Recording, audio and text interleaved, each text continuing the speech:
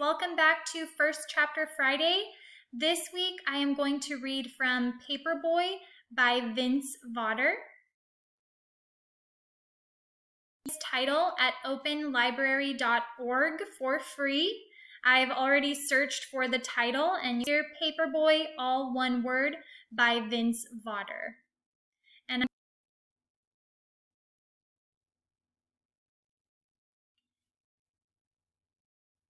now I have the book pulled up, Paperboy by Vawter, and let's get started.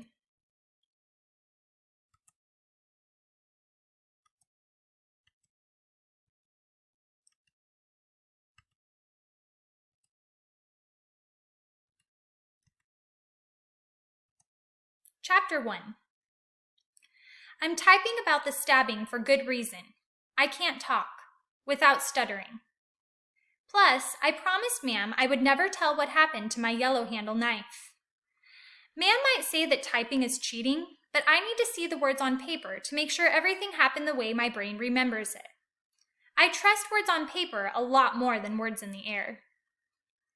The funny way I talk is not so much like fat pigs in cartoons, as I just get stuck on a sound and try to push the word out. Sometimes it comes out after a little pushing, but other times I turn red in the face and lose my breath and get dizzy circles going around in my head. There's not much I can do about it except think of another word or keep on pushing. The lady my parents hired to show me how to talk is teaching me to use a trick she calls gentle air, which means letting out a little of my breath before getting stuck on a word. So when I feel like I'm going to have trouble saying a word, I try to sneak up on it by making a hissing noise. Sss. When you're 11 years old, it's better to be called a snake than a retard. Some days, if I've gotten stuck on a bunch of words at school, I'll come home and put a piece of notebook paper in the typewriter that someone from my father's office brought to our house a long time ago and forgot to take back. The same one I'm typing these words on now. I peck out the words that gave me the most trouble for the day. My hands know where the letters are, and I don't have to think up different tricks to help me push out a word. I like the sound the typewriter key makes when it smacks the black ribbon, because it's always the same. I never know what kinds of sounds are going to come out of my mouth, if anything happens to come out at all. Just so you know, I hate commas. I leave them out of my typing anytime I think I can get away with it. My composition teacher said a comma meant it was time for a pause. I pause all the time when I'm trying to talk, whether I want to or not. Humongous pauses. I would rather type a gazillion ands than one little comma. I type so much in my room that the white letters are wearing off the typewriter keys. But the key with the comma on it looks brand new, and it can stay that way if you ask me. Ma'am came to Memphis from Mississippi when I was 5 to live with us and help take care of me, and one thing's for sure, I wouldn't have made it this far without her. Ma'am's real name is Miss Nellie Avent.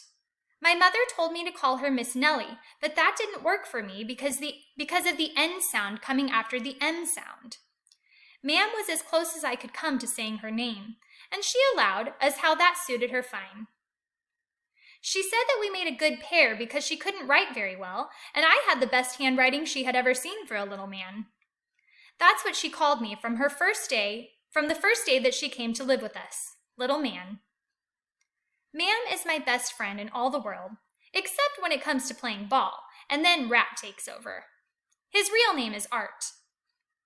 He had it written in easy-to-read letters on his catcher's mitt on the first day of 3rd grade, but I had to nickname him Rat because the A sound wasn't going to come out of my mouth that day without giving me a bunch of trouble.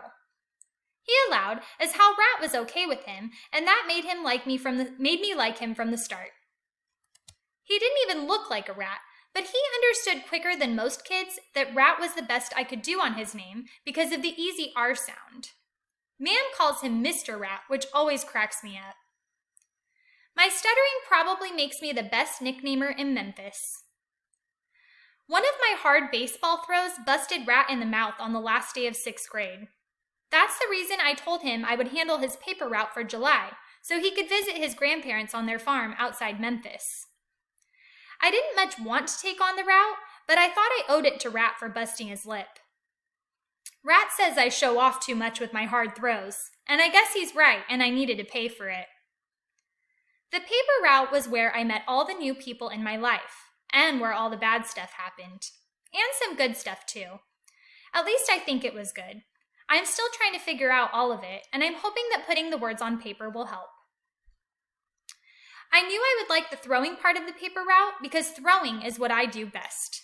Baseballs, rocks, dirt clods, newspapers, anything. But it was no big secret that the thing worrying me the most was collecting the money for the newspapers each week on Friday night. The idea of going up to a house and ringing a doorbell was swelling my insides. The reason I hate talking to people who don't know me is because when they first see me, I look like every other kid. 2 eyes, 2 arms, 2 legs, crew-cut hair, nothing special. But when I open my mouth, I turn into something else. Most people don't take time to try to figure out what's wrong with me, and probably just figure I'm not right in the head. They try to get rid of me as fast as possible. The best thing I could do when my insides got nervous was talk to Mam, who lives over the garage in the back of our house. From our kitchen, I saw that her light was still on. I knew she was probably reading her Bible, except she really didn't read it as much as just look at it. She had taught me to say the 23rd Psalm with her, and she would move her finger along the sentences, but it never came out exactly even with the words we were saying. I climbed the steps and knocked my special knock on her door, the one that sounds like shaving a haircut 2 bits. "What do you want, little man?" "Need to talk." "We'll talk a spell, but then you have to get back onto the house for bed." Mam knew that collecting for the paper route was a heavy weight pushing down on me, but she also knew that I liked to beat around the bush before talking about something important. "Do you ever have a feeling that something bad is going to happen?" "Some, little man. Where I growed up in Coldwater, we had an old man who made a living out of telling the future." "Tell about him." "This old man with a curly white beard told the future by pitching animal bones and then paying mind to how they landed. Folks said it was blasphemy to heed that beardy old man, but he never told me wrong." "What did he tell?" "He told me my elder brother, was going to come to harm. That summer, my brother John drowned in clear Coldwater Creek, with not a teacup of water in it." "How did he drown?" "Nobody knows. The doctor said there was more water in that sweet boy's lungs than in that ditch."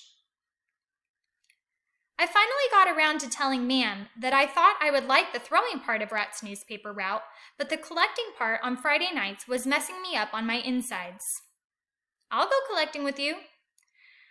"Need to do it on my own." "You be growing up, little man. I's proud of you." Mam said she had to do a little more cleanup in the kitchen and that she would go back to the house with me. I knew the only reason she said that was because she wanted to make sure I didn't get too down in the dumps. My father's Buick was coming up the drive as we went in the kitchen door. Mam waited for him and held open the door when she saw he was getting his big briefcases out of the back seat. "What you think about little man's paper route, Mr. V?" My father looked at me and smiled. "I'm sure he'll throw those newspapers as well as he throws a baseball." I had told my father earlier that I thought I might take on the route, and he said it was good that I was going to help out a friend. Mam and I went up the back stairs and down the hall past my mother, who was putting white stuff on her face and things in her hair, like she always did at night at the dresser in her bedroom. "Good night, sweetie." I had started to say goodnight back, but I got stuck on the hard G, and I knew if I ever got the G out, the N would also give me trouble. So I just kept on walking down the hall to my room, with my breath stuck in me and not feeling like fooling around with a bunch of tricks, seeing as how it was the end of the day and I was tired. Mam put my dirty clothes and towels down the laundry chute when I had finished in the bathroom, and then came to my room. She patted my foot when I got in bed and turned out the light on her way out. Mam had stopped giving me goodnight kisses on the top of my head a long time ago without me asking. You never had to tell Ma'am what you were thinking like you did with regular grown-ups. She always knew on her own. All right, that is the end of chapter 1 of Paperboy by Vince Vawter. I hope you'll continue reading it. Remember that you can access it for free on openlibrary.org. You can also find a link to that website on our Norris Middle School Library website. And if you have any trouble, please feel free to email me. I hope you have a great week, and I will see you next week for First Chapter Friday.